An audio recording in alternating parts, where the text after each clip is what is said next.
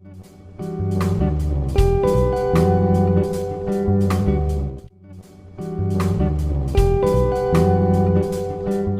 all-rounder of the year for my batch, and so that gives me confidence कि नहीं, आप जो चीज करते हो आप वो अच्छे से करो तो सफलता जरूर मिलेगी। उससे आपकी एक पर्सनालिटी डेवलप होती है, उससे आपका एक कॉन्फिडेंस बढ़ता है।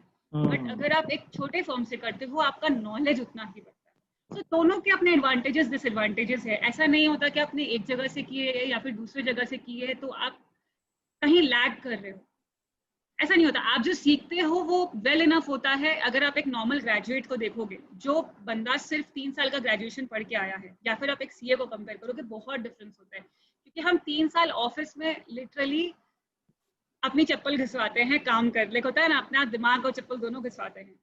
सीए पहाड़ जैसा है ऐसा लोग सोचते हैं, बट अगर आप एक पहाड़ चढ़ना शुरू करते हो, आप नीचे से बैठ के ऊपर की चोटी पे देखोगे, आपको हमेशा बहुत बड़ा लगता है। पर आप जैसे जैसे चढ़ते जाओगे तो आपको वो स्लोप समझ आती है कि नहीं, धीरे धीरे धीरे धीरे एक एक स्टेप, एक one step at A time लेकर के सीए को। एक और बात बोलना चाहूंगी, सीए एक अटेम्प्ट में क्लियर करना खुद ही में एक बहुत बड़ी बात है। I mean it's a good career stream, it's a you are respected in the society for the pain you have gone through.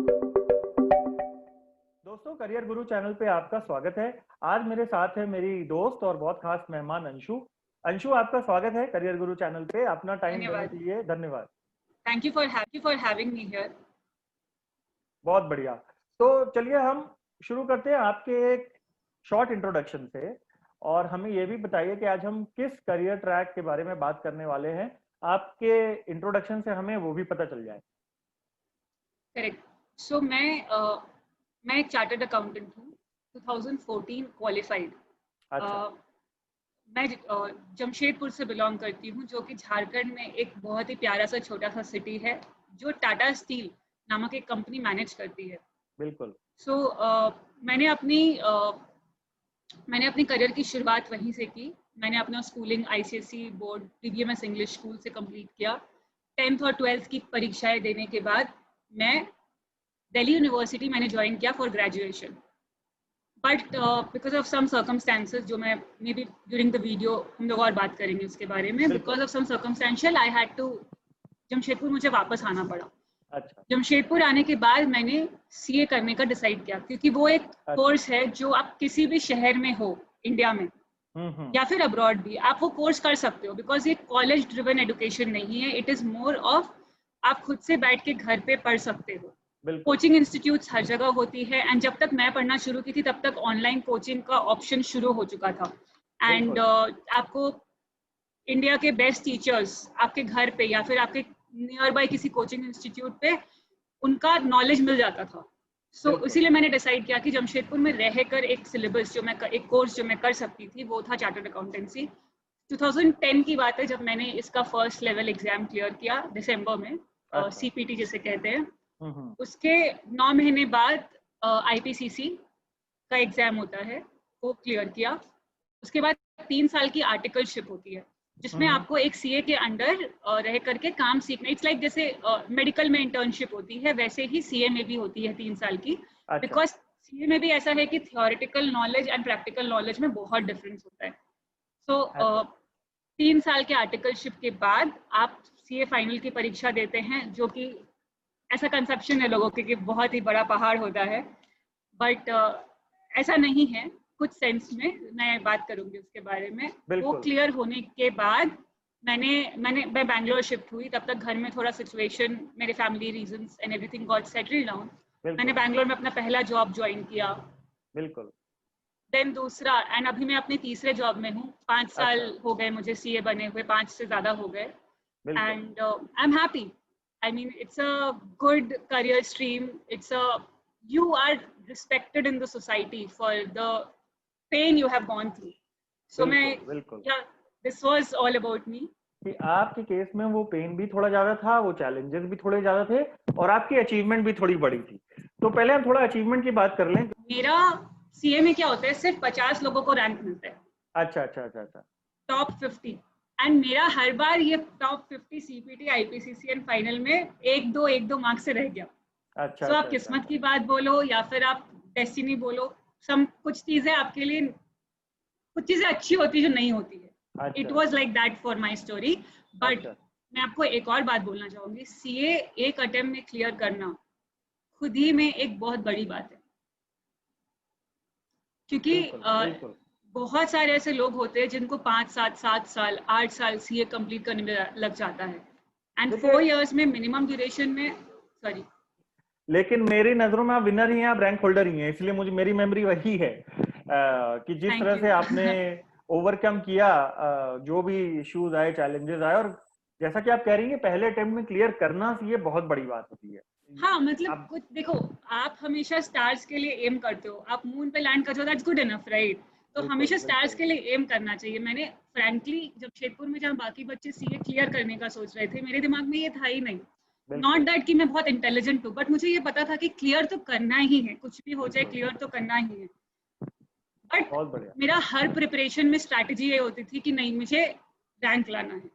बहुत बढ़िया। आज मैं 5 साल बाद, जॉब करने के 5 साल बाद ये चीज समझ सकती हूँ कि मैटर नहीं करता आप रैंक होल्डर हो या नहीं हो, मैटर नहीं करता। ये बहुत बड़ा मिसकंसेप्शन है कि अगर आप रैंक होल्डर हो, आपने बिग 4 से आर्टिकलशिप की है, तभी आप करियर में सक्सेसफुल हो सकते हो, ऐसा बिल्कुल नहीं है। बिल्कुल, ये ऐसी कोर्स है जो आपका नॉलेज बेस, आप कितना कॉन्सेप्चुअली चीजों को जानते हो, उसको टेस्ट करता है। बिल्कुल। रैंक आपको एक हेड स्टार्ट दे सकती है, जैसे आपको एक अच्छी यूनिवर्सिटी आपको एक हेड स्टार्ट दे सकती है, राइट? बट आज मैं देखूं तो मेरे जान पहचान में 1-2 फ्रेंड्स जो रैंक में लाए हैं, they are working in equal fields and with an equal pay and similar type of company. So it CA में तो स्पेशली ये बिल्कुल मैटर नहीं करता, क्योंकि जो वेटरन्स है, जो हमारे सीनियर्स है, जो बहुत साल से 20 साल 15 साल के सीए हैं, वो भी ये चीज समझते हैं कि कोई बंदा अगर थ्योरी में अच्छा है और वो परफेक्ट 10 on 10 ले आता है, दैट डजंट मीन कि वो प्रैक्टिकल लाइफ में प्रॉब्लम्स को समझने में और दिमाग को इस्तेमाल करके उसका कॉर्नर केसेस ढूंढने में ही उतना अच्छा होगा। बहुत सही बात है।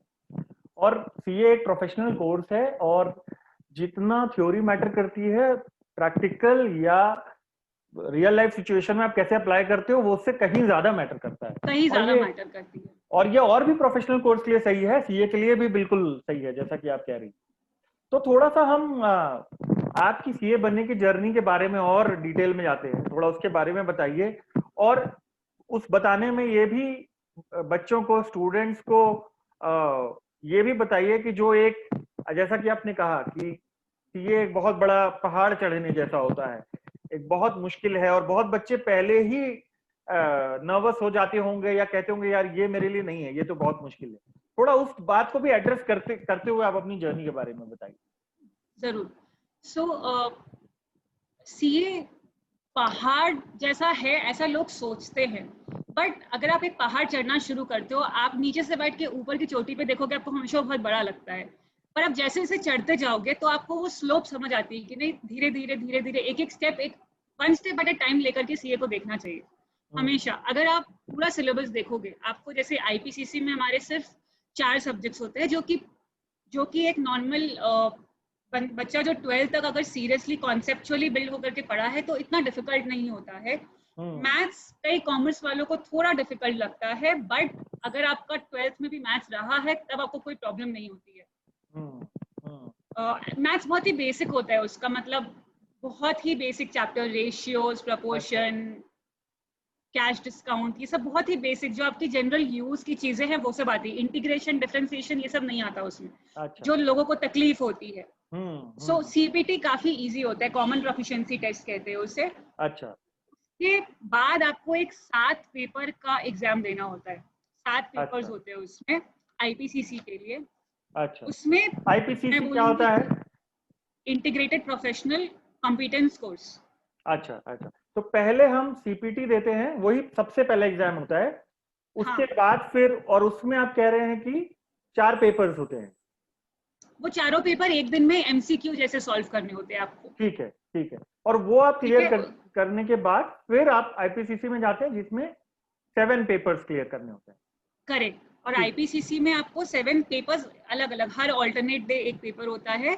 आपको 7 दिन इंस्टीट्यूट के डेडिकेटेड जगह पे जाकर के पेपर लिखना होता है। सो आईपीसीसी में ये होता है कि सिलेबस, अगर आप एक 12th का बच्चा जो आईआईटी पेपर दे रहा है उसको जितनी मेहनत करनी होती है, आई गेस उतने मेहनत से आईपीसीसी क्लियर हो सकता है। द पॉइंट बीइंग कि आईपीसीसी आपका फाउंडेशन होता है फाइनल के लिए। अच्छा। आईपीसीसी में आपके कॉन्सेप्ट जितने ज्यादा क्लियर हो, आपको फाइनल में जो सिलेबस, जब सिलेबस बहुत ज्यादा वास्ट हो चुका होता है, आपको वो कोप अप करने में इजी होता है।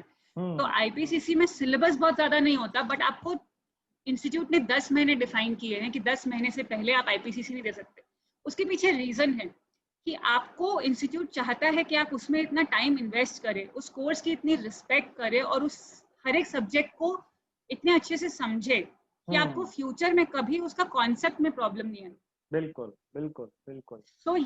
सो आजकल बहुत सारे कोचिंग इंस्टीट्यूट्स है जो आपको कॉन्सेप्चुअली बिल्ड करने में हेल्प करते हैं, जो एग्जाम पॉइंट ऑफ व्यू से भी पढ़ाते हैं और बेसिक और डिटेल्स में भी जाते हैं ताकि आप उसको अच्छे से ग्रास्प कर पाए। अब ये बच्चे के ऊपर होता है कि वो कितना उसको रियल लाइफ से रिलेट करके, कितना उसको अपने प्रैक्टिकल रियल लाइफ एक्सपीरियंसेस से रिलेट करके उस कॉन्सेप्ट को स्ट्रॉन्ग करे अपने माइंड में। बिल्कुल।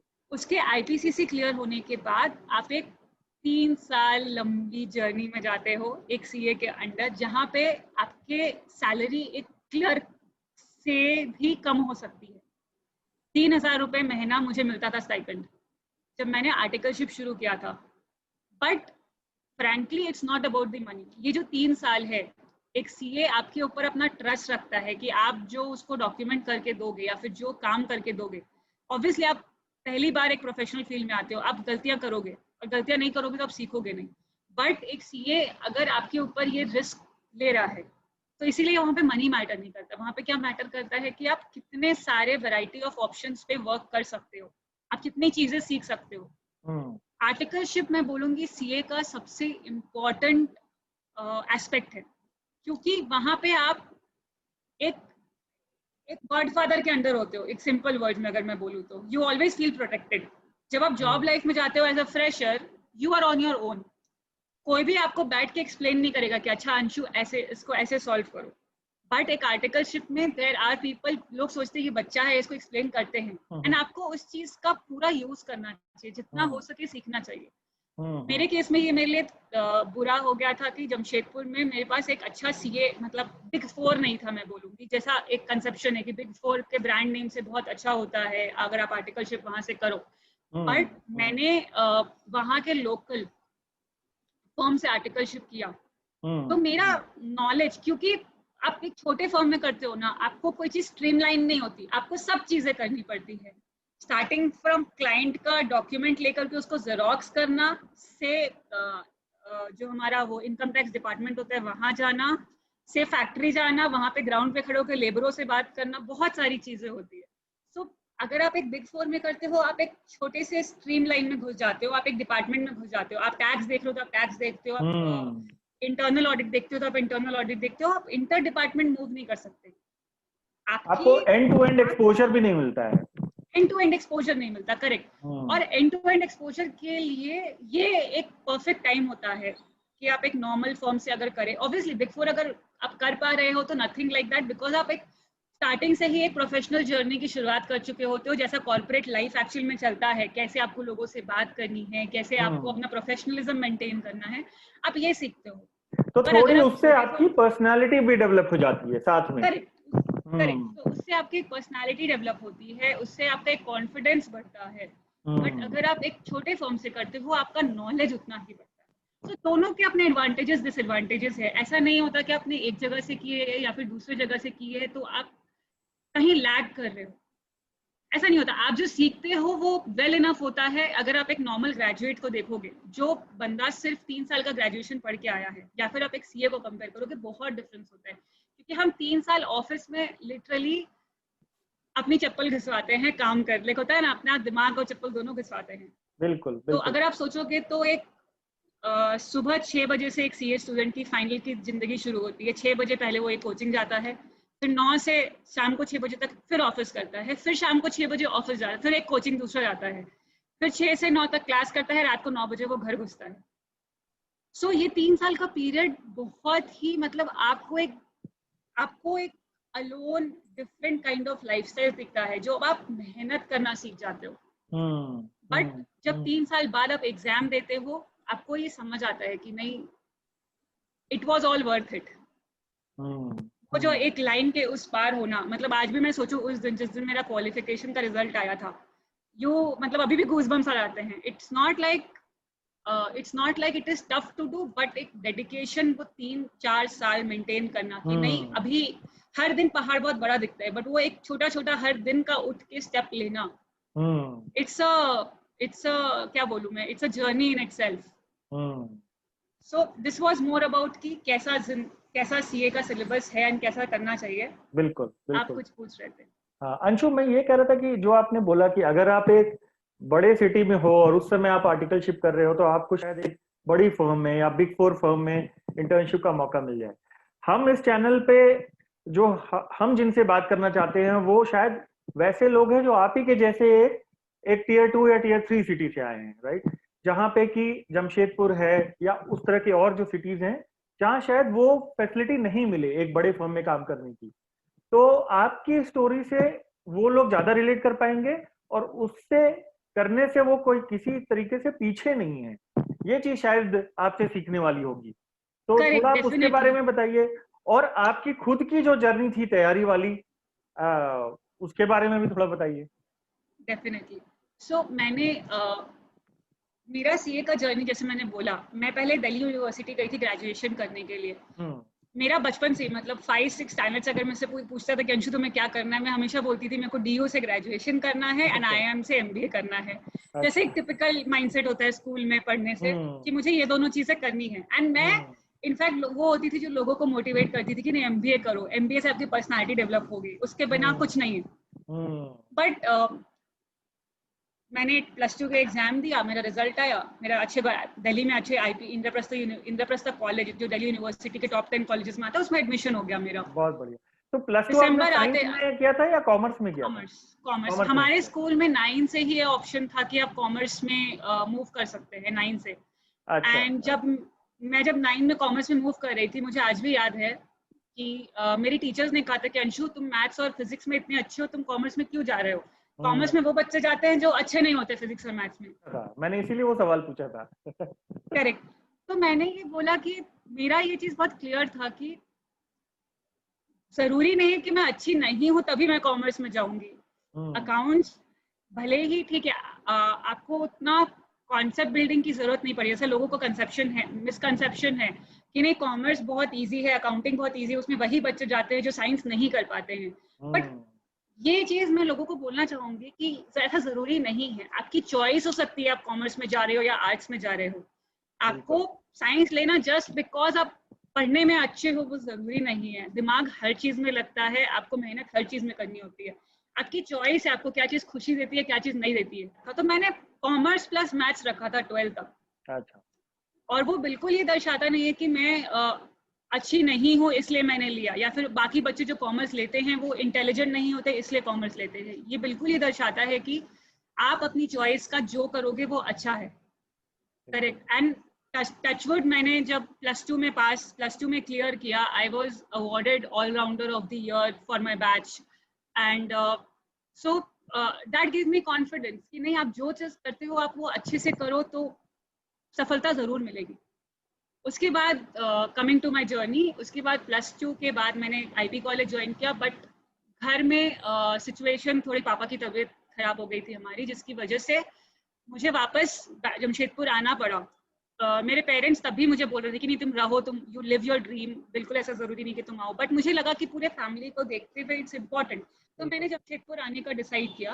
एंड तब मैंने डिसाइड किया कि नहीं, मैं एमबीए नहीं कर सकती अभी। तो इसीलिए मैंने डिसाइड किया कि नहीं, हम सीए करेंगे और फ्यूचर में अगर कभी मौका मिला तो मैं, और मुझे जरूरत लगी तो मैं एमबीए के लिए जाऊँ।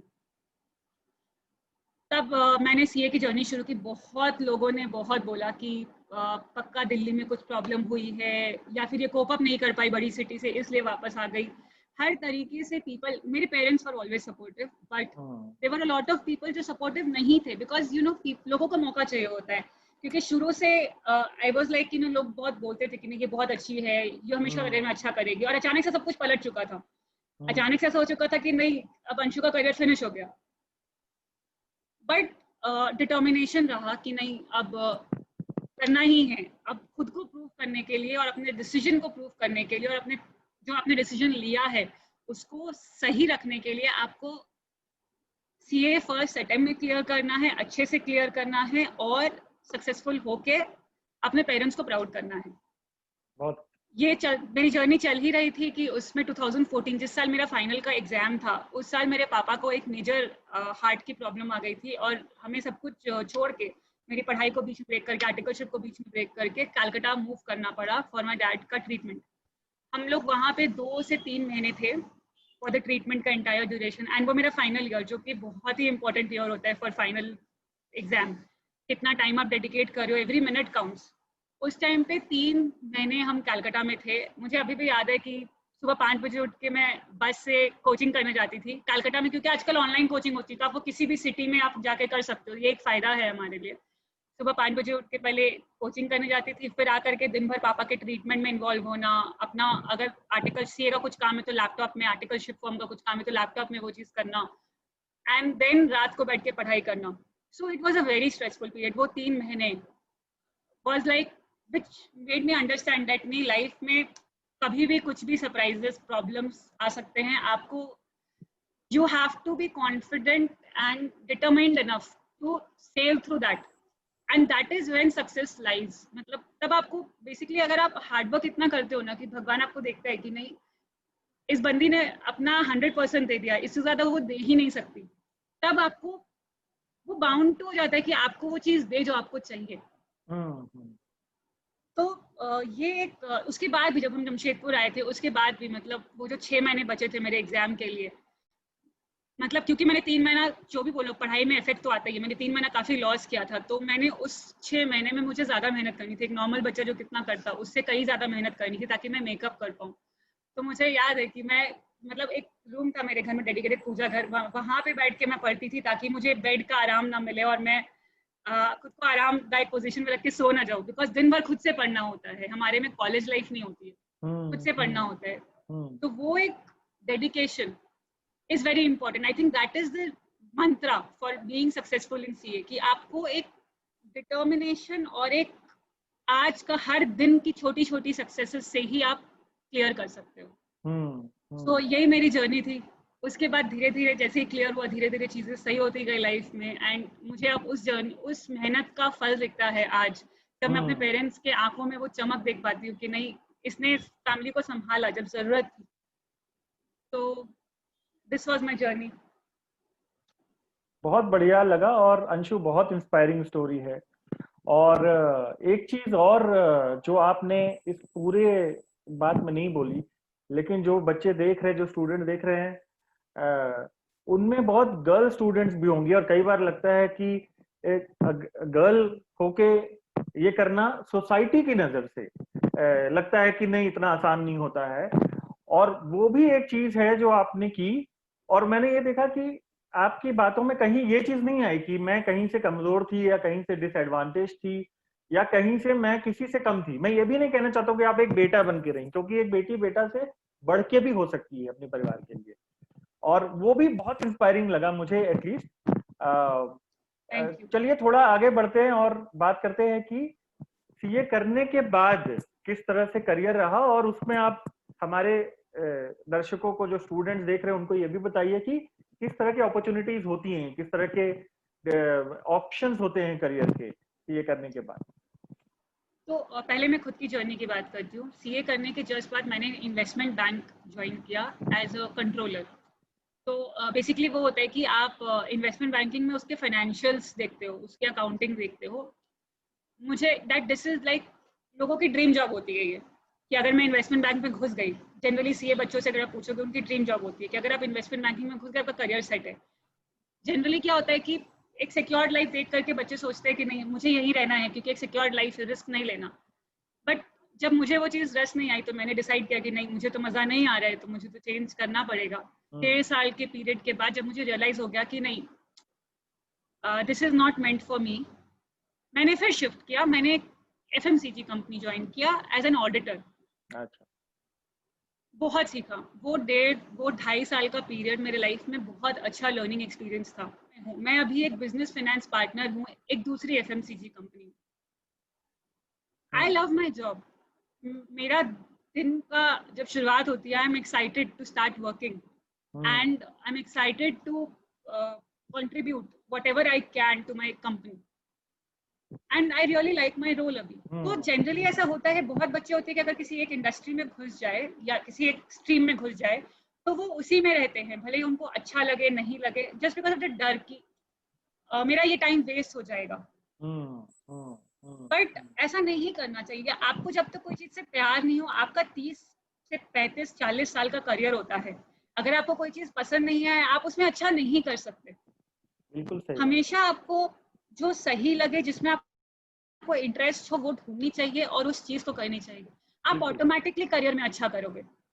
अगर आप बात करें कि सीए में क्लियर करने के बाद क्या ऑप्शंस होते हैं, क्योंकि सीए आजकल अगर आप देखोगे एक नॉर्मल ग्रेजुएशन कोर्स के जैसा हो गया है।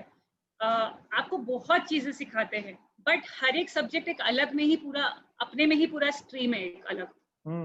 तो आपके पास कम से कम मैं बोलूंगी 10 से ज्यादा करियर ऑप्शंस होते हैं सीए करने के बाद। ये एक अच्छी चीज भी है, एक बुरी चीज भी है। आप डिपेंड करता है कि आप किस वे से इसको ले सकते हो और अपने करियर में कैसे यूज कर सकते हो। तो आप एक छोटे शहर में अगर रहना चाहते हो तो आप प्रैक्टिस शुरू कर सकते हो, जहां कर भी आप इंडिपेंडेंट रह सकते हो, अपने हिसाब से आप अपने टाइमिंग्स को मैनेज कर सकते हो और अपना एक नाम सोसाइटी में क्रिएट कर सकते हो, अपना एक फॉर्म। जैसे एंटरप्रेन्योरशिप अगर आप बोलेंगे तो सीए में ये एक एंटरप्रेन्योरशिप का जरिया है, जहां पे आप बेसिकली इस केस में क्या होता है कि आप क्लाइंट्स बनाते हो, उनके financial related, tax related, company audit related, everything you solve everything. मतलब you are that one stop financial shop for the clients. ये एक एस्पेक्ट होता है। सेकंड एस्पेक्ट होता है कि आप जॉब में एंटर कर सकते हो। अब जॉब में जब आप एंटर करोगे तो आप क्योंकि देखो एक सीए एक ऐसा फील्ड है ना जो कि एक फाइनेंशियल सेक्टर का नॉलेज हब होता है। तो हर कंपनी, छोटी से छोटी या बड़ी से बड़ी हो, हर कंपनी में एक सीए की रिक्वायरमेंट होती है। अभी आपके ऊपर है आपको किस टाइप की इंडस्ट्री, किस टाइप की कंपनी एक्साइट करती है।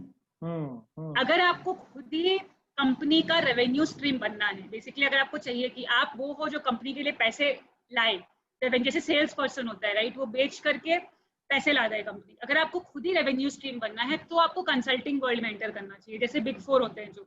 उसमें क्या होता है कि आपका काम स्ट्रेट फॉरवर्ड कंपनी के लिए पैसा बनेगा। आप क्लाइंट लोकेशन पे जो भी काम करोगे वो स्ट्रेट फॉरवर्ड कंपनी के लिए पैसा लाएगा। और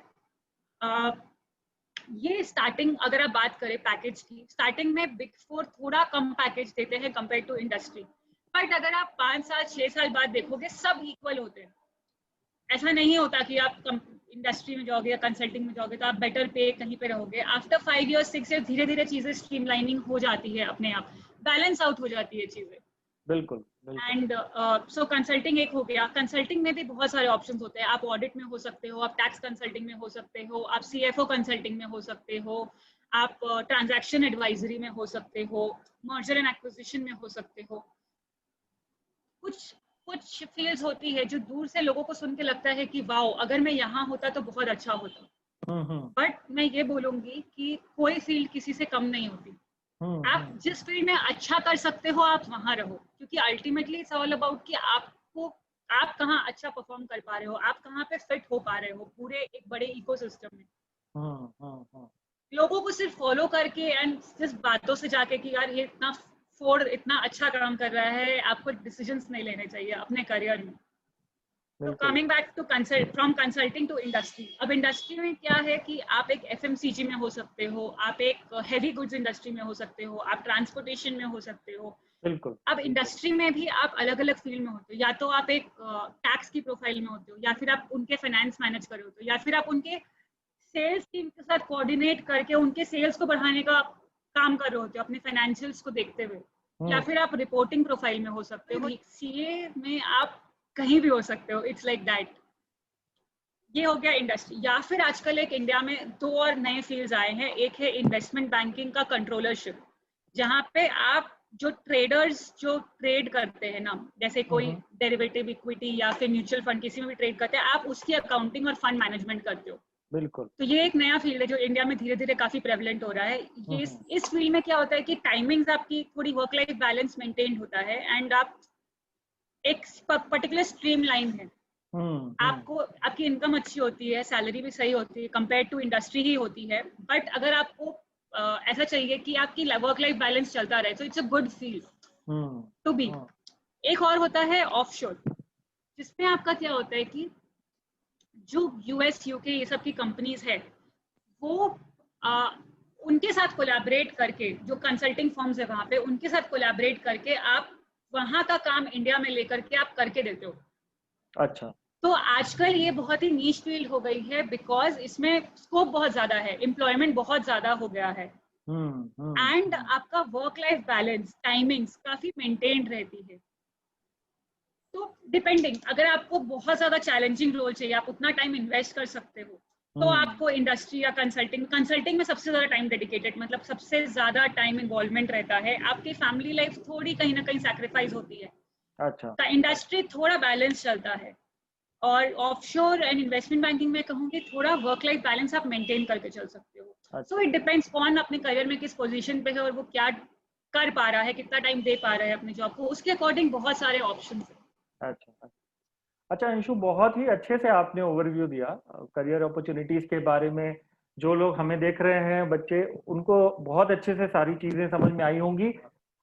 बढ़ते हैं आगे, और इस as a conclusion, as a summary, आप बच्चों को क्या बोलना चाहेंगी, या कुछ गलतियां जो बहुत करते हैं लोग आने से पहले या इस फील्ड में या पढ़ाई के समय, या कुछ मिसकंसेप्शंस हैं जिनके बारे में आप बात करना चाहोगे? मैं 2-3 पॉइंट्स इस टॉपिक में हाईलाइट कर सकती हूँ। पहला, एक बच्चे को एक वेल राउंडेड पर्सनालिटी बनाना बहुत इम्पोर्टेंट है। बिल्कुल।